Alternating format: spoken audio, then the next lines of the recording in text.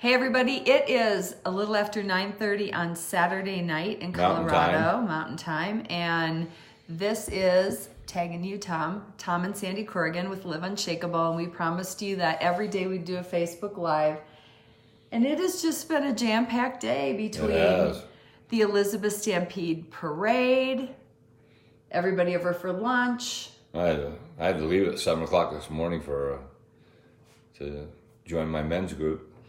On your motorcycle? Yep. Yeah. It was a beautiful day for a ride. Yeah, it was a beautiful day till it hailed this afternoon. Yeah, a major hailstorm. Yes, and we didn't lose any plants in our garden. No, it was pretty amazing. Lose. Yeah. I thought the horses were gonna lose their mind because of the metal roof on the stable, but. And then Lindsay and Diana and Lindsay's boys and Andrew and I went to the rodeo and we watched bucking broncos and calf roping, and we went last night. And I stayed home and mowed the grass and took the dog for a long walk. And you could have gone to the rodeo. I dragged the round pen and stuff I needed to do. So yeah, because we watched the rodeo. We watched the bull riding last night. We told you that. I had all the rodeo I probably need for another year. So there you go. It was a great time watching 180, 200 pound men getting bounced around on 1,800 pound really upset bulls. Yeah, in fact, one guy was unconscious. That was scary, but then it was amazing feats on both they call them athlete animals and these athlete men, but mostly the animals won. Yes. Hey, Trish. So anyway, we're not going to keep this long tonight. No, it's going to be a short one. But we want to talk today's body. So day 8 of the Live Unshakable Challenge. You can join us. Even though we're into day 8, you can join your own 30-day challenge. Yep. Go to t30.liveunshakable.com, t30.liveunshakable.com, and get some free stuff. And join our Facebook page at Live Unshakable, where there's all kinds of stuff and some good conversation going on too. So we want to talk about our body today, and I'm going to talk about this book that we've been reading. It's backwards for us. And I'm going to talk about something really simple before that. Breathing. So, which is good. Breathing is good. Breathing is good, and it's pretty essential. And oftentimes we short breathe. You know, if you catch yourself, it's not good for you. For a variety of reasons I'm not going to go into at the moment. But when I moved to Colorado 25 years ago, I went for a physical. A new doctor, and his PA, who was a brilliant woman, said, I'm going to let you in on a couple of things. Number one, here in Colorado, especially at higher altitudes, you need to drink more water. And most people in Colorado are... drinking water. That's right, are dehydrated. So drink more water. Now, I don't know where you live, but I think there's a lot of people who are dehydrated most of the time. And having enough fluids in your body really helps your health on a variety of reasons. It flushes poisons and acids and all those kind of things out of your body, and lubricates your body as well, and gives it all the fluids it needs for digestion, etc. And then the second thing she said is, I want to teach you how to breathe. And you've been breathing a lot of years. I've been breathing all my life up to that point, but I said, great, let's go for it. And, always learn something new. She said, okay, this is what I want you to do, and I want you to do this 5 times a day, 5 times. I said, I think I can do that. So she said, take in all the breath you can. Now take in more. My lungs are full and my chest is hurting, okay? And then she said, now let it out really slow. Now I'm doing some of that by speaking, but if you just let it out really slow, and then let the rest of it out. If anybody's just only coming in on just the breathing right. part, hi Everett. My wife's really hot, but that's not why I'm breathing like this. So, and then repeat it. Okay, so I'm gonna gulp air until I can't gulp anymore. I'm gonna hold it for the count of 5, and then I'm gonna let it out slowly, and then I'm gonna. So you can really fill your lungs. I said, what's the point? She goes, actually, it expands your lungs beyond what you're used to, and it's cleaning out the bottom of your lungs, where the stuff, and all the fluids that get in there that shouldn't be in there. Now, I have a really good metabolism, and I've got a great immune system. But I attribute at least part of my lack of illness over much of the last 25 years. And Tom hardly ever gets sick. Like, he doesn't even get colds or flu or any of that stuff. It's like so rare. I'm just totally blessed. But it's also the practice. I try to drink as much as I need to on a regular basis. And water. I wash my hands after being in public because there's lots of stuff being shared. And drink plenty of water, and then breathe, just like I just showed you. So check it out and try it for yourself. It feels a little funny. So I just do that 5 times, and then 4 other times throughout the day, I try to remind myself to do it as well. So oftentimes I'll do it while I'm laying in bed first thing in the morning because it invigorates me. It gets all my systems going, etc. And one other clue that a nutritionist recently taught me. I get up in the morning, I already grind coffee, and I get it going. So while you're waiting for your coffee, pour yourself 6 to 8 ounces of lukewarm water. You can do it cold. The temperature I don't think is that important. And put a squirt of lemon in it and drink that first, because it wakes up your liver and helps detoxify it. So, can't make this stuff up. I was taught by the experts and just passing it on to you. So let's recap. Little lemon water first thing in the morning before you get started with the rest. And then drink plenty of water and breathe deeply. Breathe deeply. So back to the book. This book is called Eat to Beat Disease, Dr. William Lee.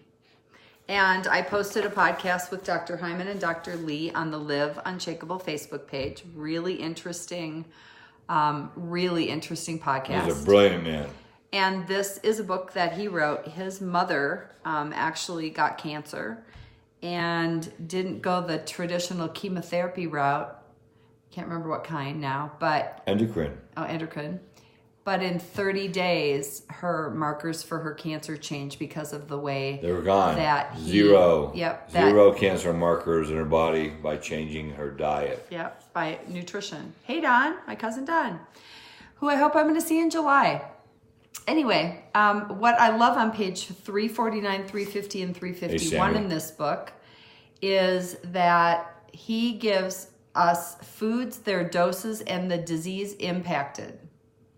So did you know that 2 cups a day of black raspberries can heal your esophagus?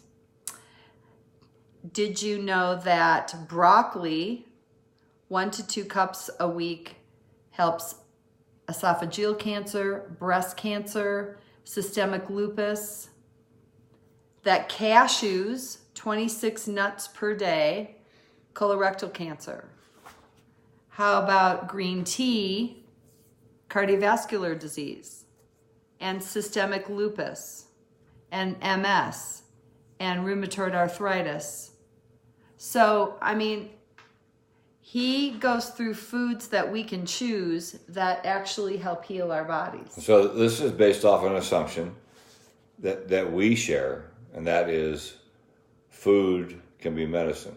And medicine is food. Hey, That's Nico. right. Hey, and Paula. This is not a new thought. This actually goes back to Hippocrates. Hippocrates, who lived several thousand years ago and who's considered the father of medicine. So this is kind of a technical book. I mean, it's not like a light fiction book. He really goes deep into how the systems of the body work, how foods work with the body's systems. It's astounding. I just read the whole chapter on immune systems, and then we have 2 immune systems. And the one acts right now, and the other acts over a longer period of time. But it's incredible how complex and intricate and masterful the body is. Mm-hmm. And when we feed it the right stuff, it does its thing. And it doesn't need to be sick, and then we don't need to live our life ill and expect to die young from cancer or some other terrible thing. We can head it off, and we can impact if we already have, symptoms of some of these things or some of these illnesses. So it's a fascinating book. I really encourage you to read it. I encourage you to listen to the podcast. What's the name again of the book? The book is called Eat to Beat Disease by William W. Lee, L-I-M-D. He's an internal medicine doctor, Harvard trained, and also very well-known in functional medicine, along with Dr. Hyman. So Dr. Hyman is the director of functional medicine for Cleveland Clinic. And so we've been listening to people like both of them and many others for the past several years. Hey, Nadra. Hey, Eric. Hey, Nicole. And, just really learning a lot about our own health. And so breathe, eat right? Like learn how to eat. Like we need to learn how to eat. We really did not grow up really learning how to eat, learning how to eat in a way for incredible health. And then the third thing is super easy, and that is stretching. And why is stretching so important? Well, it keeps us from hurting ourselves. Let me say this as gently as possible. 65% of our population is overweight. I think it's closer to 70%. The numbers are climbing all the time. I'm not disagreeing. I've just read something new. Not just overweight, but close to obese. So I'm not trying to be offensive. It's just, it is what it is. And because we're sedentary.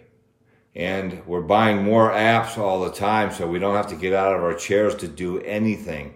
I mean, it's astounding. And we have had so much processed food in our system. Somebody, I wish I could go back. I wish I could figure out how to go back. But one of you guys just talked about processed foods in, canned foods. But even in anything fast, anything quick, oftentimes has just a lot of extra sugar. We eat so much sugar. And weird salts as well. It's interesting.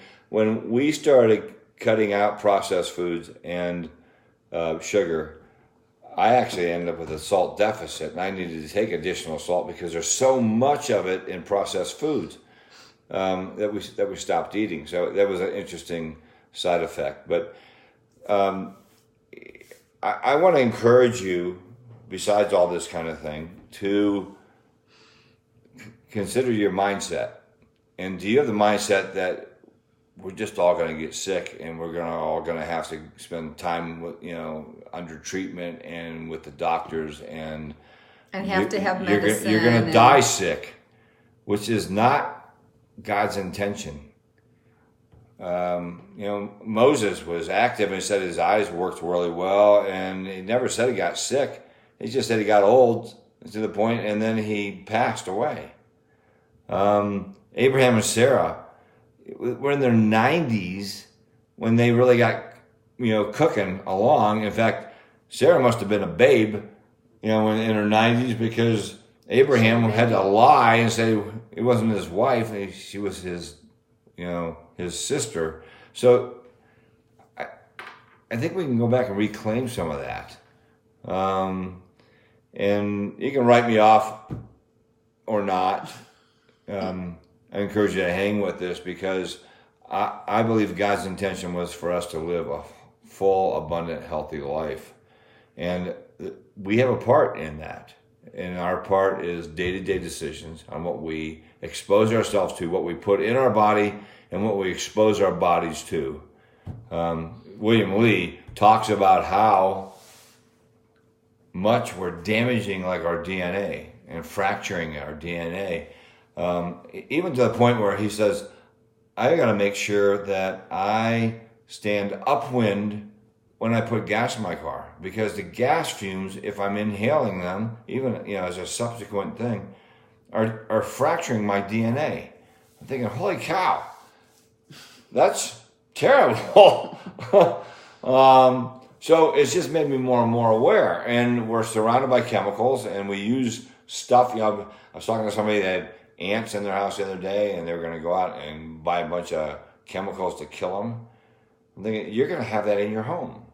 So I'm not freaked out by a bunch of stuff. I'm just saying that I just said, you can use borax. And they said, what the heck is that? And I said, it's actually a natural product. It's in laundry. Or you can use agricultural vinegar, like to kill weeds, instead of, you can use Roundup. Diatomaceous earth. Yeah. I mean, there's all kinds of stuff that is non-toxic that are on the shelves in stores that we don't pay attention to, because Raid gets a lot more marketing. You've seen the commercials. Raid! So, we're talking about breathing. We're talking about eating, because we told you we wouldn't. It's already 20 minutes. We told we wouldn't keep them very long. And the other thing is stretching, because breathing, doing the five times a day, breathing really deeply, all you can, then breathing everything out, then pushing everything out even more. Reading books like this, listening to podcasts, instead of driving in your car and, just listening. I mean, I love music because I'm a musician, but I've found podcasts are a great way also when I'm driving in my car to be learning something as well, or turn off the TV an hour earlier at night. Stop binging on Thrones. Yeah. And go and read something like this. Yes. But not at 9 o'clock at night. But there's a lot of really good stuff to be able to listen to, right? Or, sometimes if I don't love cleaning and doing laundry and all that stuff, but if I have some headphones on and a podcast, all that stuff goes faster and I'm learning something too. So there's really great stuff. So educate yourself on food. There's so much great information, and that's why we decided to do Live Unshakable and, do our own research and share with you guys what we can. And then the other thing is stretch your body, not just walk your body, but stretch your body, or run your body, or lift weights, but really stretch your body.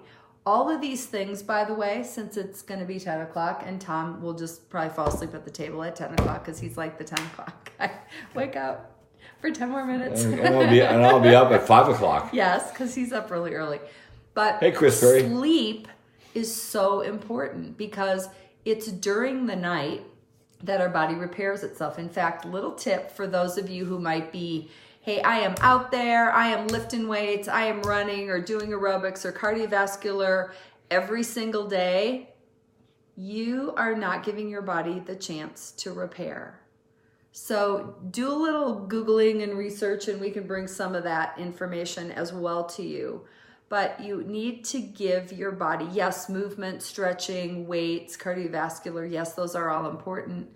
But sometimes people get into trouble because they're working their body so hard at the gym, or they're working their body so hard every day that the body's having a really hard time in sleep repairing. So the kind of food that I eat during the day makes a difference at night, because that's when the fat burning mechanism, right? During the day, my body's mostly burning sugar as fuel to keep me going, or even converting what I'm eating into sugar. And then at night is where the fat burning really happens and the repair for the body happens. So things like breathing, like Tom was talking about, really looking at what are you eating, what are you putting in your body, and then also stretching, doing that appropriate exercise so that you can get better sleep. Because if you're getting crummy sleep, friends of mine that are struggling with losing weight, if you're not sleeping well, cortisol rises, all those stress hormones really makes a difference. So we can do a lot, okay? We don't have to be victims to... We can take responsibility for our own outcomes. We're not victims of our culture or our environment. So a couple of things I think that are key around sleep is, number one, no caffeine after 3 o'clock in the afternoon. 0. Okay? Now, that's the general rule of thumb. Maybe you're the exception. But most of the time. But I doubt it. Mm-hmm. Secondly, use your bed to sleep. Some people watch a lot of TV in their beds. not a good idea. If you're going to read in bed, read fiction. Don't read technical books. Don't read theological books that stir up your brain a lot. Read those, just don't read them right before bed. Don't have anything with blue light in your bedroom. Don't check out your clock if you have a digital clock. People are sleeping with their phone on the bed or next to their head. Really bad idea. And that blue light is permeating your sleep. Well, and the buzzing is, so put it in the other room, shut it off. You're not going to miss anything. I promise you. Right? So have some decaf tea, Chris. No coffee after 3. That's right. Also, we'll bring some information in the future on the circadian rhythm, which is the rhythm each one of us has to go to bed at a certain time and get up at a certain time. Like Tom said, he's like the 5 o'clock guy, right? I'm a 7-hour a night guy. I work really well on that. I am charged all day long until 10 o'clock, and then So Renee's saying get 7 and 8 hours. I need at least 8. Honestly, I'm 8 to 9. And, I have lots of energy during the day, but everybody's different. Yes, there are some 6-hour people. Much under 6 hours, you are not giving your body a chance to repair and rest. I know there's a movement around the whole 4-hour a night thing. I think you're doing a lot of damage to yourself.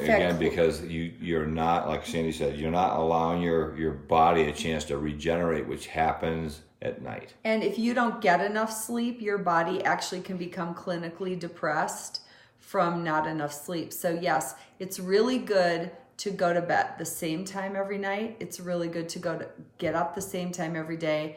If you have to choose one or the other, do you remember which one is the most important? I don't. It's getting up the same time every day. So they're both really important. And that's usually easier to plan than going to bed at night because of social life and various other things. So even on the weekends, sleeping in doesn't really help your rhythm, and it doesn't really help your health overall. So, even if you stay up a little later at night, try and wake up and get up the same time every day. So there's some tips for you today on a Saturday night. You guys, I guess, are home. Well, maybe you're not home. Maybe you're just watching from someplace else. So. Thanks for tuning in. 5 a.m. Chris Perry in the UK. Hey, Rachel. So we are just Live Unshakable. Please join us. Get some friends to join us on the Live Unshakable Facebook page. We want to impact 1 million people to live in incredible health in body, soul, and spirit. We're going to post this just shortly, and you can share it with other people. That would be a big deal. Here's why.